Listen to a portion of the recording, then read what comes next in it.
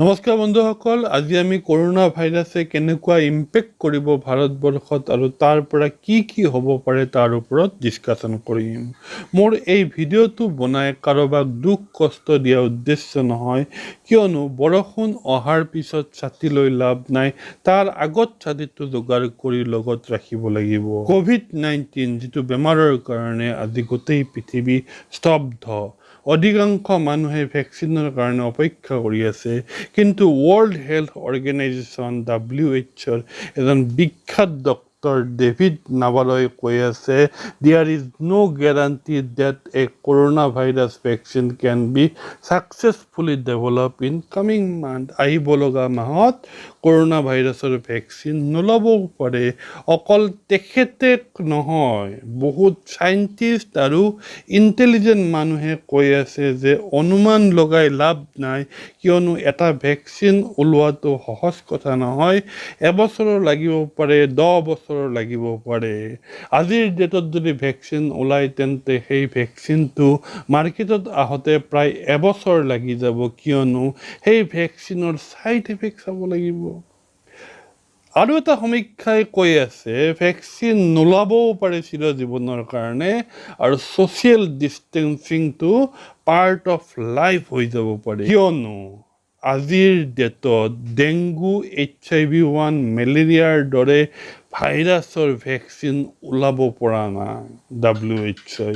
অকল এইকেইটা ভাইৰাছেই নহয়, এনেকুৱা বহুত ভাইৰাছ আছে যাৰ ভেকচিন ওলাবৰ কাৰণে চেষ্টা চলাই আছে এতিয়াও। আপোনাৰ সন্মুখত এভেইলেবল ভেকচিন আৰু পাইপলাইন ভেকচিনৰ WHOৰ লিষ্টখন দিয়া আছে।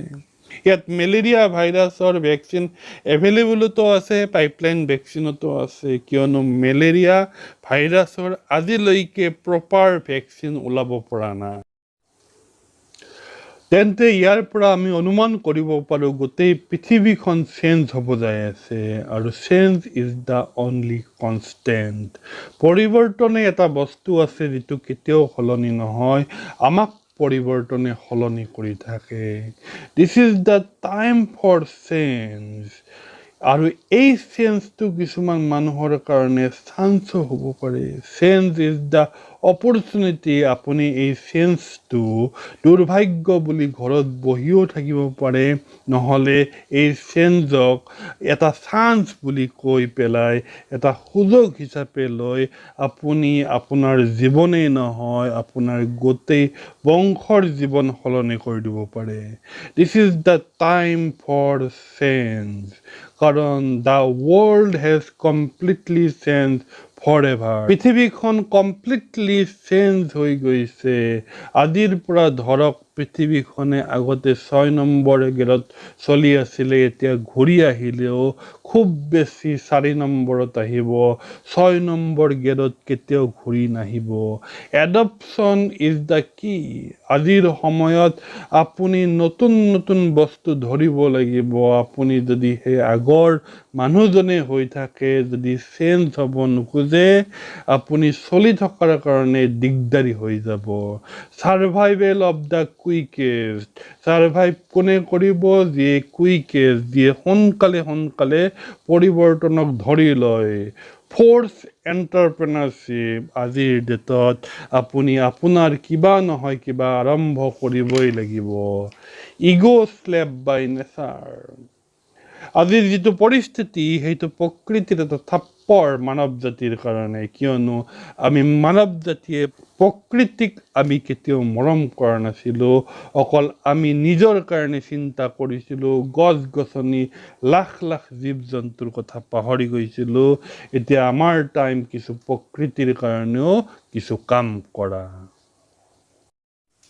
তো বন্ধুসকল, এতিয়া আমি পইণ্টত আহোঁ। আজি ডিছকাছ কৰিম এই কৰোনা ক্ৰাইচিছৰ, এই পেণ্ডামিক চিটুৱেশ্যনত কি 20টা কোম্পানী আছে is going to affected badly, যিকেইটা ডুবিব যাই আছে।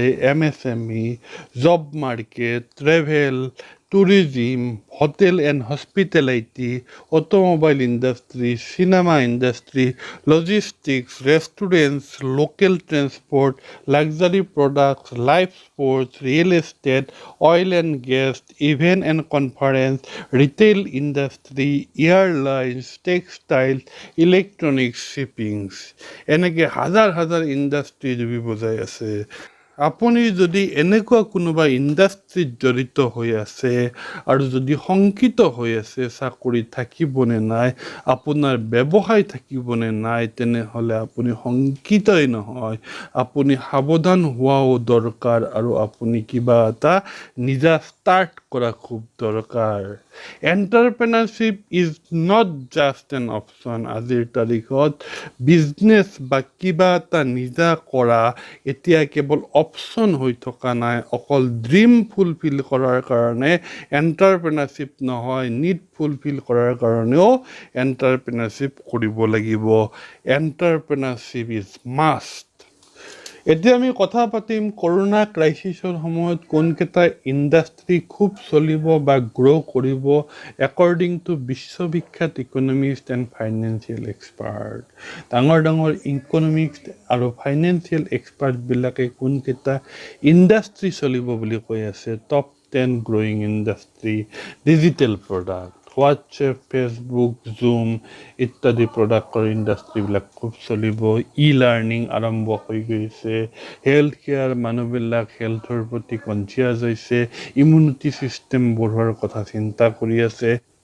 তাৰ লগত চলিব অল্টাৰনেট মেডিচিন, আয়ুৰ্বেদিক সিদ্ধা, ইউনানী, এইবিলাক ইণ্ডাষ্ট্ৰী খুব চলিব। গেমিং ইণ্ডাষ্ট্ৰী চলিব, নেটৱৰ্ক মাৰ্কেটিং খুব চলিব, কাৰণ নেটৱৰ্ক মাৰ্কেটিং এনেকুৱা ইণ্ডাষ্ট্ৰী হয় যিয়ে ভাৰতবৰ্ষৰ অৰ্থনীতিৰ বিকাশ ঘটাব পাৰে আৰু কৌটি কৌটি নিবনুৱাক সংস্থাপিত কৰি সফল জীৱন দিব পাৰে। ডাটা চায়েন্স খুব চলিব, ইঞ্চুৰেঞ্চ খুব চলিব, গিগ ইকনমি চলিব, অল্টাৰনেটিভ এনাৰ্জি চলিব। মই যদি ৰিকমেণ্ড কৰিব লাগে তেন্তে মই ৰিকমেণ্ড কৰিম নেটৱৰ্ক মাৰ্কেটিং, কিয়নো নেটৱৰ্ক মাৰ্কেটিং কৰাৰ কাৰণে কোনো শিক্ষাগত অৰ্হতা, ডাঙৰ মূলধন আৰু বহুত বেছি অভিজ্ঞতাৰো দৰকাৰ নাই। কিন্তু নেটৱৰ্ক মাৰ্কেটিং চুজ কৰাৰ আগতে আপুনি দুটা বিষয় মেক চিয়ৰ কৰিব। প্ৰথম, কোম্পানীটো হেল্থ কেয়াৰ আৰু অল্টাৰনেট মেডিচিনৰ প্ৰডাক্ট ডিল কৰে নে নকৰে। দ্বিতীয়, কোম্পানীটো IDS-ৰ আণ্ডাৰত আছে নে নাই, ইণ্ডিয়ান ডাইৰেক্ট চেলিং এছ'চিয়েশ্যনৰ আণ্ডাৰত আছে নে নাই, আৰু গভমেণ্ট গাইডলাইন ফ'ল' কৰিছে নে নাই। কিয়নো বহুত ঠগ নেটৱৰ্ক মাৰ্কেটিং কোম্পানী আজিৰ ডেটত ঘূৰি ফুৰি আছে। তেন্তে আজিৰ ভিডিঅ'টো এইখিনিয়ে। নিশ্চয় প্ৰত্যেকজন ব্যক্তিয়ে লাভান্বিত হ'ব। Thank you. জয় হিন্দ।